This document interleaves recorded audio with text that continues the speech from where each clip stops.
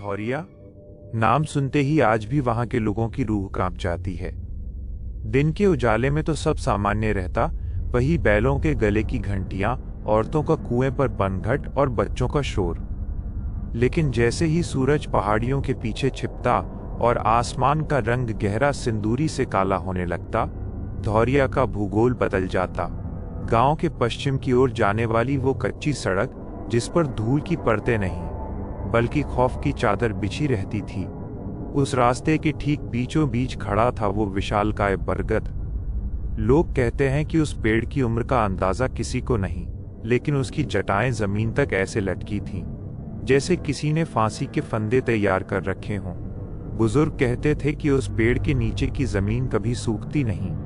आप कितनी भी चिलचिलाती धूप में वहां जाएं, पेड़ के नीचे की मिट्टी हमेशा गीली और ठंडी मिलेगी। कुछ लोग दावा करते थे कि वो मिट्टी नहीं, बल्कि पेड़ के अंदर कैद रूहों के आंसू हैं जो जमीन को नम रखते हैं। आज से 20 साल पहले धौरिया में एक लड़की थी जिसका नाम सीमा था।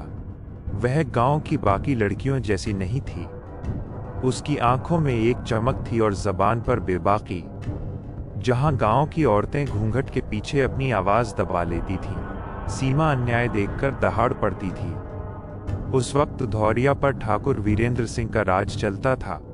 वह मुखिया कम और कसाई ज्यादा था। गांव के लोग उसे भगवान की तरह पूजते थे, लेकिन डर के मारे। वीरेंद्र सिंह और उसके कुछ खास आदमी रात के अंधेरे में ऐसे काम करते थे जिनकी भनक अगर बाहर लग जाती तो पूरा गांव जेल में होता। सीमा ने एक रात वह देख लिया जो उसे नहीं देखना चाहिए था। उसने देखा कि कैसे मुखिया और उसके आदमियों ने गांव की एक जमीन हड़पने के लिए एक पूरे परिवार को जिंदा जला दिया था। सीमा ने विरोध किया। उसने पंचायत में चिल्लाकर कहा, तुम लोग इंसान नहीं, जल्लाद हो। मुखिया मुस्कुराया। उसे पता था कि सीमा को चुप कराना आसान नहीं होगा। उसने धर्म और अंधविश्वास का सहारा लिया। रातों रात गांव में ये अफवाह फैला दी गई कि सीमा पर किसी बुरी शक्ति का साया है। वो रात में श्मशान जाती है, वो फसलों को बर्बाद कर रही है। गांव के भोले और डरे हुए लोग उसकी बातों में आ गए। अमावस्या की रात थी। आसमान में चांद का नामोनिशान नहीं था। मुखिया के आदमी सीमा के घर में घुसे। उसे बालों से पकड़कर घसीटता गया।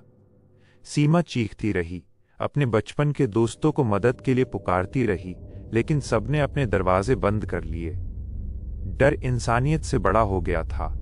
उसे उसी बरगद के पेड़ के पास लाया गया। मुखिया ने ऐलान किया, ये लड़की अशुभ है। अगर ये गांव में रही तो हमारी नस्लें तबाह हो जाएंगी। इसे इसी पेड़ के साथ बांध दो ताकि इसकी बुरी रूह इसी में कैद हो जाए। सीमा को जंजीरों और मोटी जूट की रस्सियों से पेड़ के तने से जकड़ दिया गया।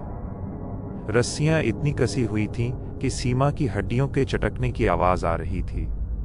मुखिया ने खुद उसके मुंह में एक गंदा कपड़ा ठूंस दिया। सीमा की आंखों से आंसू गिर रहे थे, लेकिन उन आंसुओं में अब दर्द नहीं बल्कि नफरत थी। लोग उसे वहां छोड़कर चले गए।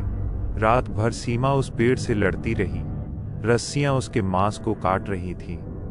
खून रिसकर बरगद की जड़ों में जा रहा था। कहते हैं कि उस रात बरगद का पेड़ पहली बार हिला था, बिना किसी हवा के। मरते वक्त सीमा ने अपनी आखिरी सांस से एक भयानक संकल्प लिया। उसने अपने मन में कहा, मैं मरूंगी लेकिन आजाद नहीं होंगी। मैं यहीं रहूंगी और जो रस्सियां तुमने मुझ पर कसी हैं, वही रस्सियां एक दिन धौरिया का गला घोटेंगी। सुबह जब मुखिया के आदमी देखने आए तो सीमा का शरीर निर्जीव लटका था, लेकिन उसकी आंखें खुली थीं और वे सीधे गांव की ओर देख रही थी। सीमा की मौत के ठीक 13 दिन बाद गांव में पहली घटना हुई। मुखिया का सबसे खास आदमी कालू, जो सीमा को घसीटकर लाया था, अपने घर में मृत पाया गया। उसकी मौत सामान्य नहीं थी। उसके गले पर रस्सी के ऐसे गहरे निशान थे जैसे किसी ने उसे लोहे के तार से बांधा हो, जबकि कमरे में कोई रस्सी नहीं थी। धीरे धीरे गांव का वो रास्ता भुतहा हो गया।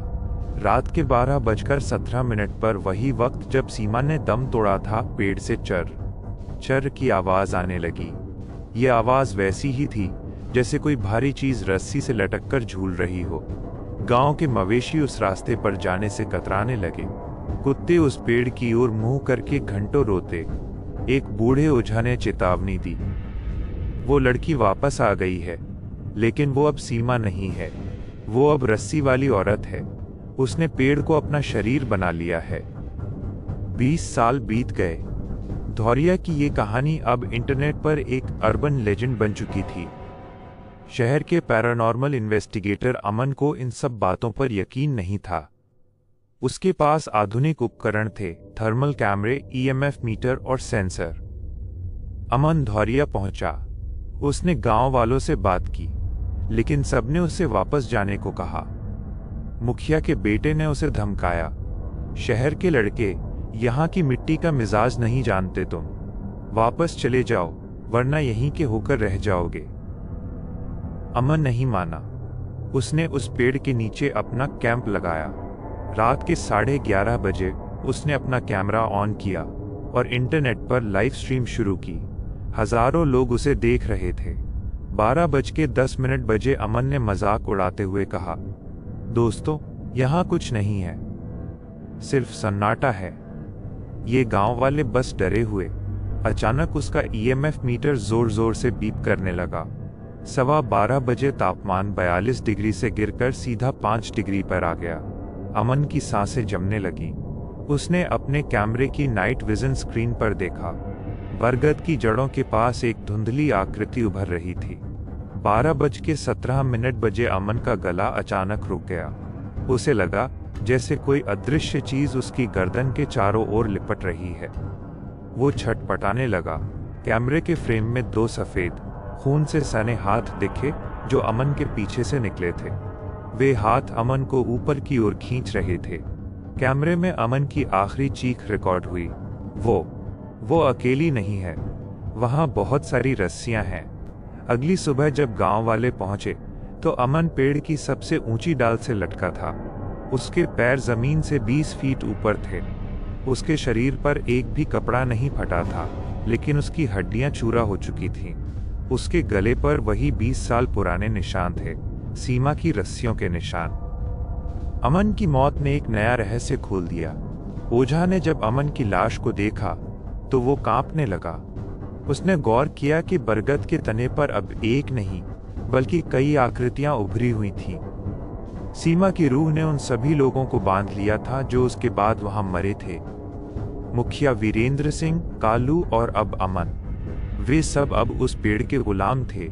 सीमा ने अपना एक कुनबा बना लिया था। रहस्य ये था कि वो पेड़ अब सिर्फ एक पेड़ नहीं बल्कि आत्माओं का जाल बन चुका था। वो अपनी जड़ों को जमीन के नीचे गांव तक फैला रहा था। गांव के घरों की दीवारों में दरारें आने लगी थीं और उन दरारों से रस्सियों जैसी जड़ें निकल रही थीं। आज भी धौरिया का वो रास्ता बंद है। सरकार ने वहां साइन बोर्ड लगा दिया है, रात में प्रवेश वर्जित। लेकिन सन्नाटा और भी गहरा हो गया है। गांव के लोग अब रात में सोते नहीं। उन्हें डर लगता है कि कहीं उनके बिस्तर के नीचे से वो बरगद की जड़ न निकल आए। रात के 12:17 पर अब सिर्फ एक आवाज नहीं आती बल्कि हजारों आवाजें एक साथ गूंजती हैं, मुझे खोल दो। नहीं, हमें और साथी चाहिए। धौरिया का वो बरगद अब एक जीवित नरक है। वो इंतजार कर रहा है। वो उस इंसान का इंतजार कर रहा है जो एक बार फिर उसकी छाया में कदम रखे, क्योंकि सीमा भूखी है और उसकी रस्सियां कभी खत्म नहीं होती।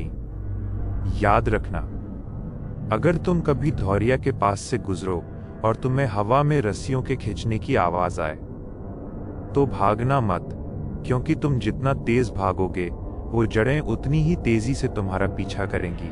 रोज ऐसे ही हॉरर टाइप के वीडियो देखने के लिए हमारे चैनल को सब्सक्राइब करें और बेल आइकन को ऑल पे सेट करें। मिलते हैं अगली वीडियो, तब तक के लिए बाय बाय।